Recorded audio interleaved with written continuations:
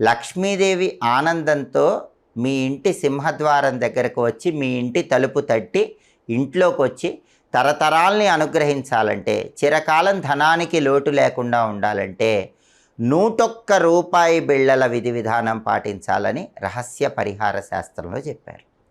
ఈ 101 రూపాయి బిళ్ళల విధి విధానం ఏంటంటే, ఎప్పుడైనా శుక్రవారం రోజు మీ ఇంట్లో పూజా మందిరంలో లక్ష్మీదేవి చిత్రపటం ముందు ఒక రాగి పళ్ళెం కానీ ఇత్తడి పళ్ళెం కానీ పెద్దది ఉంచి దానిలో 101 రూపాయి బిళ్ళలు ఉంచండి.